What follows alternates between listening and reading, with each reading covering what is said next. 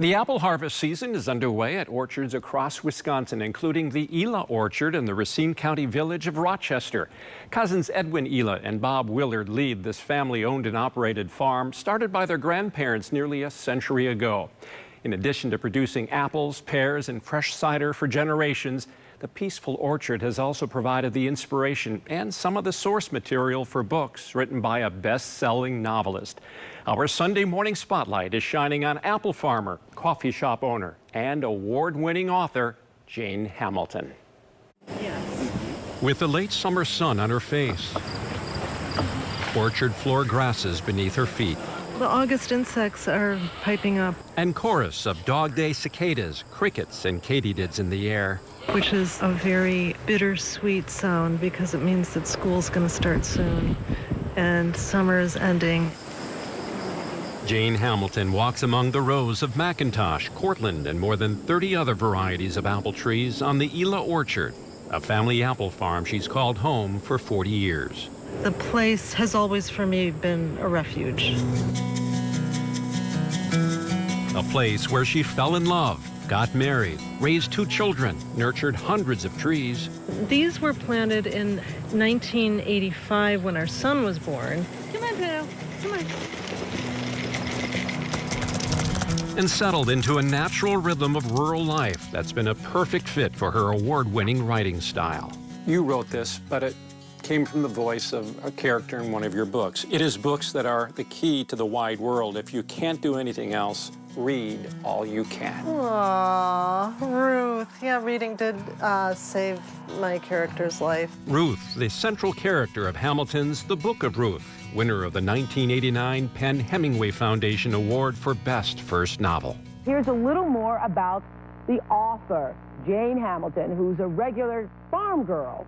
I think I'd say that in the Book of Ruth, it's made up of about 1/3. 7 years later, sales topped 1 million when The Book of Ruth became the 3rd selection of Oprah Winfrey's book club. She just radiated interest, compassion, sympathy, and it was amazing to be in the presence of that. 6 more novels would follow, including A Map of the World, another Oprah Book Club selection that was also made into a film starring Sigourney Weaver, Julianne Moore, and David Strathairn. You want us to bring anything tonight? Just you and your perfect family. Like A Map of the World, Hamilton's 7th novel, The Excellent Lombards, is set in rural Racine County. In fact, all of her books have ties to Wisconsin and are based on her life experiences. I think every book starts with a kernel that is related to some kind of reality, whether it's a story I've heard, not necessarily something in my life, but something I've heard about, or something that has happened in my life that I want to explore. But then the joy of writing fiction is that you just completely change it. A real-life change of direction came in the summer of '79. Oh, that's Mary Ela, who would be Bob's aunt. After graduating from college and before taking a job at a New York City publishing company, Hamilton and a college friend decided to make some extra money harvesting apples at an orchard operated in part by her friend's cousin, Bob Willard. A man with a job? Wow. Working so hard. It wasn't long before Jane had shelved her big apple plans for a future with a small-town apple farmer. And my job in New York City was open-ended, and I didn't really want to work in New York City anyway. So I spent the fall picking apples with you, and one thing led to the next. Married 40 years ago in this orchard, Jane and Bob have since watched their children grow into adults here, experienced bountiful and lean harvests, Flames were there. The fire departments got here fast. and witnessed an outpouring of support after the farm's 114-year-old barn was destroyed by fire last year. Very gratifying is the reason we were even able to rebuild it is the generosity of the communities. In a way, it was like being at your own funeral and realizing what you and the family and the land had meant to people. Thank you, ma'am. People like Leslie Kinsey, I first originally met her because I knew of her books, and she did a book signing at the library in Rochester. And I remember coming home and going, honey, she signed my book. She signed my book. Kinsey manages the coffee shop Hamilton and her husband opened last year in the former Community State Bank building on Main Street in downtown Rochester. I mean, you know how to troubleshoot. Yay! You're cheerful in the face of adversity. Yay! It's been really wonderful. The tagline for DW Coffee at the Bank is where great coffee and community intersect. One of the visions was that this would be a serene place where people with different opinions could come and be serene together. And I think that has been true. Oh, and very true. And serenity is what Hamilton thoroughly enjoys on this farm. Come on.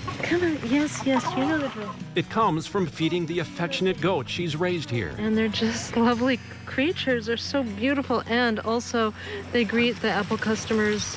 Go. And by working on her memoir, the next novel, or rewriting a short story from decades ago in a cluttered but comfortable space on the second floor of their farmhouse. What advice do you have for aspiring writers? Write in private. Don't really tell people what you're doing because you set up expectations. Oh, you finished with that novel yet?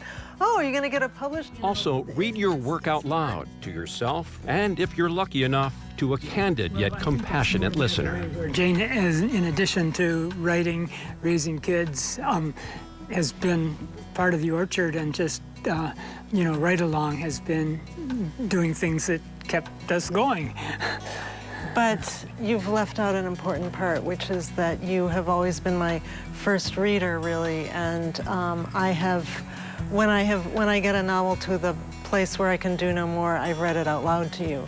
And you are an extremely good listener. You are a very astute reader, and you have your eyes closed. You say that strawberry jam in the last chapter, why is it raspberry now? You laugh in the right places. You cry at the end. It's been great. Also great is the opportunity to live on a property where daily rituals are as sweet as a freshly picked Melba. That's one of the great perks, is just being able to go out and pick an apple for lunch. Like many of the main characters in her books, Hamilton draws strength from the surrounding landscape and considers it a privilege to call this nearly century-old orchard home. It's just wonderful to feel both the passage of time and the continuity of the place. And I have the privilege of living in such a beautiful place. I'm very grateful for all of that.